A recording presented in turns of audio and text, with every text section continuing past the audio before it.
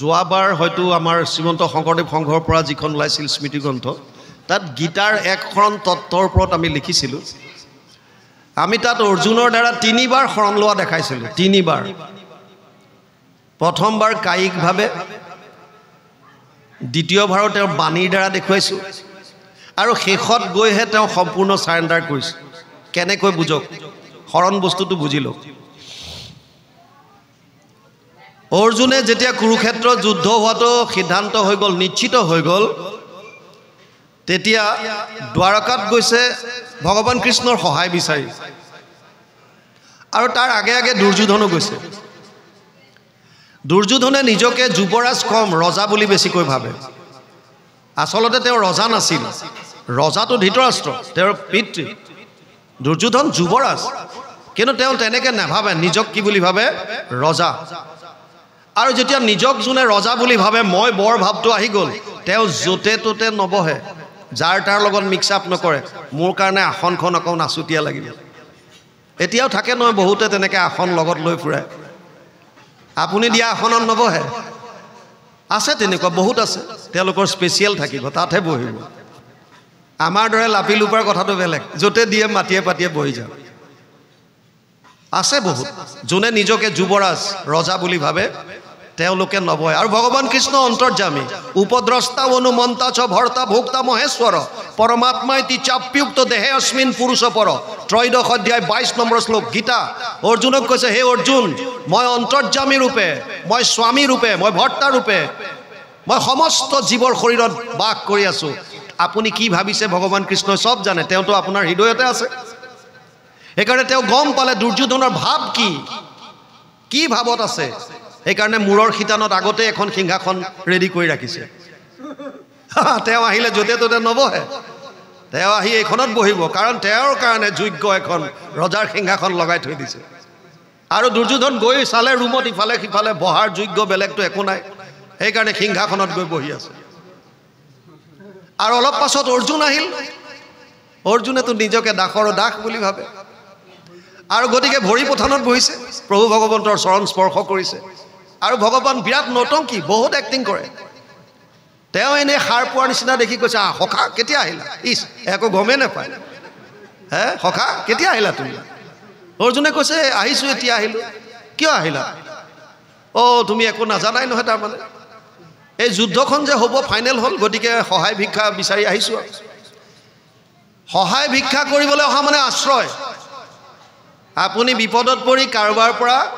যদি সেই বিপদৰ পৰা উদ্ধাৰ হ'বৰ কাৰণে কাৰোবাৰ ওচৰত যোৱা মানে আপুনি আশ্ৰয় বিচাৰি গৈছে এইটো কায়িক আশ্ৰয় শাৰীৰিকভাৱে গৈছে আৰু ভগৱানে কৈছে আচ্ছা আচ্ছা যুদ্ধত সহায় কৰিব লাগিব দুৰ্যোধনে কৈছে ময়ো আহিছোঁ কেশৱ দাদা দুৰ্যোধন তুমি কেতিয়া আহিলা মই ইয়াতকৈ আগত আহিছোঁ অৰ্জুনতকৈ দুই পক্ষ আহিলা যেতিয়া এতিয়া মইতো অকলশৰীয়া মানুহ কি কৰিম এতিয়া বাৰু হ'ব মোৰ এফালে এক অক্ষয়হিনী নাৰায়ণী সেনা আছে অস্ত্ৰ শস্ত্ৰৰে সুসজ্জিত আৰু এফালে মই অকলে থাকিম অস্ত্ৰ শস্ত্ৰ নুঠাওঁ কিন্তু প্ৰথম যিহেতু মই অৰ্জুনক দেখিলোঁ অৰ্জুনকে সোধোঁ ভগৱানে সদায় ট্ৰাই মাৰি চায় টোকৰ মাৰি চায় ই কিমান অধিকাৰী অৰ্জুনকো নেৰে লগতে থাকে তথাপিও নেৰে অৰ্জুনক টোকৰ মাৰি কৈছে সখা কোৱাচোন তোমাকে প্ৰথম দেখিলোঁ তুমিয়ে কোৱা কি লাগিব অৰ্জুনে কৈছে সখা তুমি পৰীক্ষা কৰি কিয় চাইছা মোক তোমাৰ একো বস্তু নালাগে মোক কেৱল তোমাক লাগে আমিও ভগৱানৰ পৰা বিচৰা যদি বাদ দিওঁ কেৱল যদি ভগৱানক বিচাৰোঁ আৰু ভগৱান যদি আপোনাৰ লগত থাকিল তেতিয়া ভগৱানৰ বস্তুবিলাকে আপোনাক কি কৰিব ভগৱান স্বয়ং আছে মাত্ৰ উপলব্ধি কৰক অৰ্জুনে ক'লে যে মোক তোমাৰ একো বস্তু নালাগে তোমাক লাগে দুৰ্যোধনে ভাবিছে এইটো মহামূৰ্খ এটা এফালে এক অক্ষয়হিনী সেনা মানে 2,18,700 2,18,700 অস্ত্ৰ শস্ত্ৰৰে সুসজ্জিত য'ত ৰথ থাকিব হাতী থাকিব ঘোঁৰা থাকিব য'ত পদাতিক থাকিব এইবিলাক অস্ত্ৰ শস্ত্ৰ বাদ দি অৰ্জুনে বিচাৰিছে কৃষ্ণক তাকো অস্ত্ৰ শস্ত্ৰ নুঠায় আৰু ৰং মনে গৈছে গৈ মামাকক কৈছে শকুনিক মামা এই অৰ্জুনক অলপ জ্ঞানী বুলি ভাবিছিলোঁ ইয়াৰ একো জ্ঞান নাই মহামূৰ্খ কি হ'ল আৰু এনেকুৱা ঘটনা হ'ল ভাগ্য ভাল অৰ্জুনক প্ৰথমতে সুধিলে অৰ্জুনে ক'লে যে মোক কেৱল কৃষ্ণক লাগে আৰু এক অক্ষয়ণী খেদা মোক বিচৰা হ'লেও মই সেইটোৱে খাদিলোহেঁতেন শকুনিয়ে কৈছে মূৰ্খ অৰ্জুন নহয় ভাগিন মূৰ্খটো তইহে তোক ইমান ডাঙৰ চলনা কৰিলে তই বুজিয়ে নাপালি আকৌ হে তই সেয়া লৈ আহিলি বাৰু হওক দে যি কৰিলি আৰু অৰ্জুনে প্ৰথমবাৰ আশ্ৰয় ল'লে কায়িকভাৱে দ্বিতীয়বাৰ গীতা যেতিয়া কোৱা আৰম্ভ কৰিছে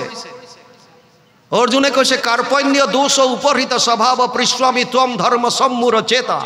यद श्रेयस्यद निश्चितम ब्रूहि तन्मे शिष्यस्तेहम स्वाधिमाम तम प्रपन्नम द्वितीय अध्याय 7 নম্বৰ শ্লোক গীতা हे प्रभु मैं तुम्हार ओसर शिष्यत्व ग्रहण करिलो तुमी गुरु मैं तुम्हार शिष्य पुनर आश्रय किन्तु मैं युद्ध नकरो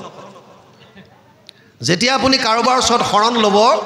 तेतिया आपुनार निजस्व एको थाकिब नोवारे आपुनि एक्सट्रीमिस्ट बिलाक जेतिया उग्रवादी बिलाके सारेंडार करा देखेन नाइ सारेंडार करे नय अस्त्र शस्त्र समर्पण करि दिए तार पिছত हेतु समर्पण करि कब नेकि मैं किन्तु या सारेंडार करिछु किन्तु एतु अस्त्र हले मोर हातत थाकिब हेतु नामानिब तेतिया तुमी सारेंडार करार पाছত तुमार सब किन्तु परन्तु शेष तेतिया जिजन आश्रयदाता तेও कब जे तय जेलत थाक बा तय अमुकटु कर हेमते मानिब লাগিব বা এটো ক্যাম্প বনাই দিছো ক্যাম্পৰ পৰা ইয়া ভিতৰত থাকিব লাগিব বাহিৰ ওলাব নোৱাৰ তেতিয়া কিন্তু পৰন্তু নচলে আৰু অৰ্জুনে লৈছে আশ্ৰয় কৈছে মই তোমাক গুৰু মানিলো কিন্তু মই যুদ্ধ নকৰো এইটো কি আশ্ৰয় সেই কাৰণে তেতিয়াও গীতা কবলগীয়া হৈছে ভাবিছে ভগৱানে যি লাহে লাহে আহি আছে কিন্তু সম্পূৰ্ণ অধিকাৰী এতিয়াও হোৱা নাই আৰু শেষত গৈ সম্পূৰ্ণ গীতা ईश्वरे कृपाए तत्व कहि उधारिला निज भकतक এই যে কৈছে শুক মোহ মহা পংক মাঝে অর্জুন মগন ভইলা দেখি পরম ঈশ্বর দৈবকী নন্দনন্দন কৃপায়ে ঈশ্বরে তত্ত্ব কহি এই কৃপা কৰি তত্ত্ব শেষত কৈছে গীতাৰ শেষত সৰ্বগুহ্যতমম ভূয় শ্ৰীনুমে পৰমম বচ ইষ্টসীমে দৃঢ়মিতি তত বক্সামিতে হিতম অষ্টাদশ অধ্যায় 64 নম্বৰ শ্লোক গীতা হে অৰ্জুন এতিয়া তোক মই গোপনীয়ৰ পৰা গোপনীয় কথাটো কওঁ শুন কি ক'লে সৰ্বধৰ্মান পৰিত্যাজ্য মাম একম শৰণম ব্ৰজ অহম তো সৰ্ব পাপেভ্যো মোক্ষয়িষ্যামি মা শুচ অষ্টাদশ অধ্যায় 66 নম্বৰ শ্লোক সৰ্বধৰ্ম এৰি এক শৰণ সাক্ষাৎ সুদৃঢ় বিশ্বাসে সখী লৈ কোৱা মাত নকৰিবা ভয় হেৰা কৰো অংগীকাৰ সমস্ত পাপত মই কৰিব নিস্তাৰ অৰ্জুনক ক'লে যে তই সব বাদ দি এতিয়া মোৰ ওচৰটা টোটেল সাৰেন্ডাৰ সম্পূৰ্ণ ৰূপে নিজক সমৰ্পণ আপুনি আত্মাৰ সমৰ্পণ কৰিব লাগিব পৰমাত্মাৰ ওচৰত কেনেকৈ মন বুদ্ধি